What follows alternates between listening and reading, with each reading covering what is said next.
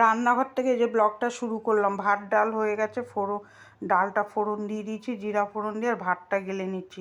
শুভ সকাল, কেমন আছেন? আশা করছি ভালো আছেন। আপনাদের ভালোবাসায়, ঠাকুরের কৃপায় আমি ভালো আছি। আমার একটা ছোট্ট সংসারের গল্প নিয়ে আপনাদের কাছে চলে আসলাম। আশা করছি ভালো লাগবে, দেখতে থাকুন। এই যে ডালটা হয়ে গেছে, ডালটাও নামিয়ে দেবো। এখন একে একে করে কাজ করব। সকালে উঠে আর মেয়েদের বসে থাকা আর সময় থাকে না, আর কী করব উঠেই চিন্তা করার থাকে, কোন দিক দিয়ে যে কাজটা শুরু করব সে আর মাথায় ঢোকে না। সকালবেলা যদি উল্টোপাল্টা কাজ একটা হয়ে যায়, তখন দেখবেন কাজের কোনো দিশা পাওয়া যায় না, কোথার থেকে যে কাজটা আরম্ভ করবো মাথায় আর খেলে না। তারপর টিফিন তো করে নিয়েছিলাম, সোয়াবিন আর রুটি, ওটা খেয়ে মেয়ে কাজে চলে গেছে। তারপর আমি ভিডিওতে ভয়েস দিয়ে ভিডিও পাবলিক করে তারপর চলে এসেছি রান্না করতে। ডাল ভাতটা করে নিলাম, এবার একে একে রান্না শুরু করব। রান্নার তো থাকেই, আর রান্নায় তো আর ছুটি নেই, রান্না তো করতেই হবে। মেয়েদের তো এইটাই, পেটও মানবে না, আর রান্না করতেই হবে। বাইরের থেকে একটু আওয়াজ আসলে আসতে পারে, কেন বলছি, ওই রাস্তার পাশে ঘর তো, ওই জন্য আমি ওপেন ভয়েস ওর জন্য দিতে পারি না, ভয়েস ওভার দিয়ে দিই। এত গাড়ির আওয়াজ, ভয়েস দিতে খুব কষ্ট হয়, ওই জন্য আমি ভয়েস ওভারে আপনাদের সাথে কথা বলি। এই যে ডালটা নামিয়ে নিলাম। তারপরে কালকে হয়েছিল চারাপোনা মাছ এনেছিল, ওইটা হয়েছে। পুঁই শাকের ঘন্ট করব, রান্না তো আছেই, সর্ষে বাটা দিই। যা পারি সেটুকুই, যা করি আমি সেটুকুই আপনাদের সাথে শেয়ার করি। বেশি বাড়িয়ে ছাড়িয়ে শেয়ার করতে আমার ভালোও লাগে না, ওই জন্য ওইটাই করি। এই যে কড়াইতে তেল দিয়ে পাঁচফোড়ন দিলাম, পাঁচফোড়ন দিয়ে পেঁয়াজ ফোড়ন দিয়েছি। অনেকে এর মধ্যে আদা রসুন দিয়েও করে, আমি ওগুলো করি না, ওগুলো ভালো লাগে না। আর মাছের তেল, মাছের মাথা দিলে তো বেশ ভালোই লাগে পুঁই শাক খেতে। আমার তো খুব প্রিয় খাবার পুঁই শাক।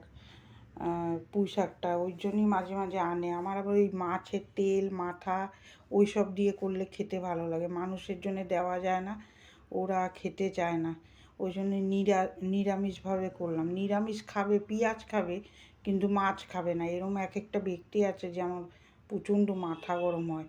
তারপর ফ্ল্যাটের মধ্যে কালকে একটু অশান্তি হয়েছে বলেও মন মেজাজটা ভালো না। ফ্ল্যাটে মানে নানা রকম লোক থাকে, নানা রকম যুক্তি যাত্রা দেবে, নিজেরা বলবে না বাইরে বেরিয়ে, যে আমরা নিজেরা সাহস করে বলি। এক একজনকে এক একজন উস্কাবে, সে যাবে ঝগড়া করতে। আমার বরের সাথেই লেগে গেছিলো, তাই আমি বকা দিচ্ছিলাম, তোমারও বা কী দরকার, ওরা যদি না বলে সেটা তুমিও বলবে না। দেখে এখন কানার মতনই চলতে হয়, দেখেও দেখতে নেই। ভালো কথা বললেও মানুষের কাছে ঝাল খেতে হয়, ওর থেকে বাবা চুপ করে থাকো, দেখে চুপ করে থাকা ভালো আমার মতে। আমি তো এখন তাই করি, আমি লোকের সাথে মিশিও না বেশি। ওই লোক সুযোগে থাকে কাকে দিয়ে কীভাবে ঝগড়া বাঁধানো যায়, ওই জন্যে আমি বুঝিও না। আমরা তো এইসব করেও বেড়াই না লোকের সাথে, যে লোকদের ওই জন্যে আমি ওইসব বুঝিও না, আর আমি ওই লোকদের ওরকম কুবুদ্ধিও দেই না।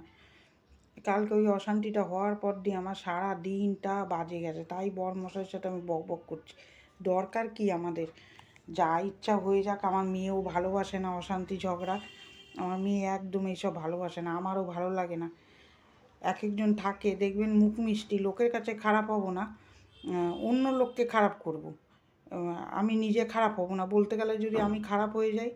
ওই জন্যে কথা বলতে বলতে এই যে তরকারিটা বসিয়ে দিলাম। কালকে মন মেজাজও খুব একটা ভালো ছিল না, ওই জন্য সারা দিন আমার দিনটাও খারাপ গেছে। ওই জন্য আমি লোকের সাথে মিশি কম, মিশে ঘরে থাকি, ঘরের কাজ বাজ করি, ওইটাই শান্তি, আর মন মেজাজও ভালো থাকে।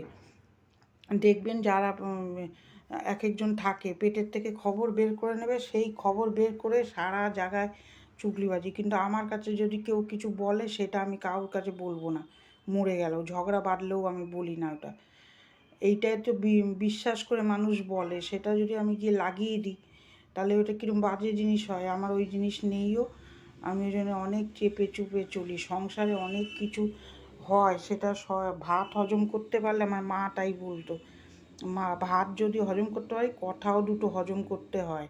সব কথা সবার কাছে, এক একজন থাকে ফ্ল্যাটে এরকম, দেখবেন এরকম ইয়ে করে কথা, নিজে ভালো থাকবো, বাইরের লোক হচ্ছে হোক খারাপ, আমার কি। এই মাছ কথা বলতে বলতে মাছটা ভেজে নিলাম। ওই জন্য আমি বরমশাইকে বলি কি, কথা কম বলবে, দেখে পাত্তা দিইনি বলে চলবে। মানুষ অনেক রকম আছে এখন, চেনা খুব দুষ্কর। লোকের জন্য উপকার করতে যাবেন, দেখবেন সেই বড় বাস খাবেন। ওর থেকে কিছু দেখেও না দেখার ভাব করতে হয়। এই এক একটা মানুষ থাকে এরকম।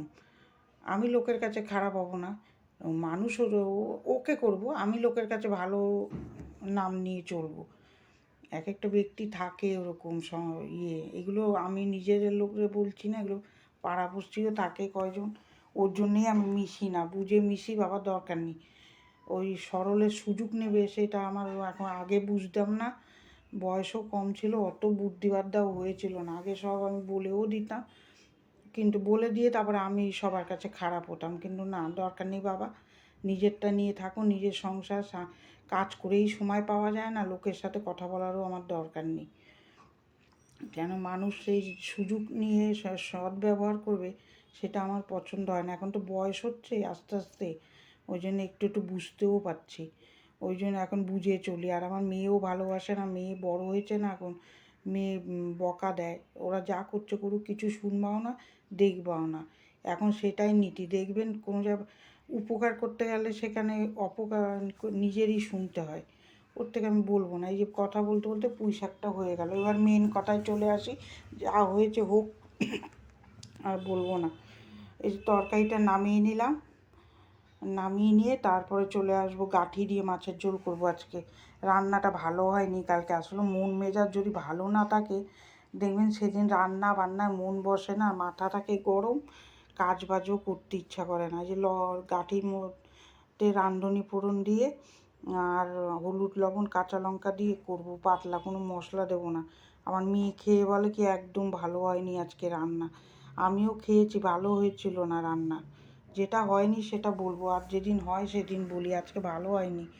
আসলে দেখবেন সব দিক ঠিক না হলে, মন যদি ঠিক না থাকে, কোনো ভিডিও করতেও ভালো লাগবে না, রান্নাবান্নাও করতে ভালো লাগবে না। আমার ওইটাই হয়ে যায় অসুবিধা। ওই জন্য আমি বলি কি, দেখেও দেখবা না, এই লোকের কথা শুনতে গিয়ে আমরা ফ্যাসাদে পড়ে যাই। আমাদের নিজেদের তো কেউ থাকে না এখানে, আমাদের দরকার কি। এই যে জল দিয়ে দেবো, আমি পারলে ওই ঘরে কি করি, এই যতক্ষণ সকালে কাজ করি, তারপরে বিকালে শুয়ে শুয়ে অনেক দিদিভাইদের ভিডিও দেখি, আবার আমার শর্ট ভিডিও এডিট করে ছাড়ি, ওই সবই করে বেড়াই। তারপরে চলে আসলাম ঘরটা মুছতে, ঘর ঝাড় দিয়ে নিয়েছি। কাজের তো আর আমার অভাব নেই, আমার কাজ যতই রাগ থাক, শরীর খারাপ লাগুক, কাজ তো আমার করতেই হবে। কাজ না করলে তো আর যে ভালো লাগছে না শুয়ে থাকবো, সেটা তো হবে না, আর একার সংসারে হয় না, সে করতে হয়। আর আমি নোংরা মোংরা থাকতে পারি না। ঘরটা ঝাড়বো ভেবেছি, আজকে আবার শনিবার, শনিবারে তো ঘর ঝাড়ে না, দেখি কি করি। শনিবার এই ভয়েসটা দিচ্ছি তো শনিবারে, সেই জন্যই শনিবারে বললাম, এটা শুক্রবারের ব্লগ। তারপরে এই ঘর দোরগুলো সুন্দর করে মুছে নিয়ে ইয়ে করব, পরনিন্দা পরচর্চা হলো সংসারে যদি ঢোকে, সেই সংসার দেখবেন কোনো দিন সুখেরও হয় না, আর সেই সংসারে লক্ষ্মীও থাকে না। আমি ওই জন্য ওই সবের থেকে না দূরে থাকি এখন, আমার দূর ভাল লাগে না।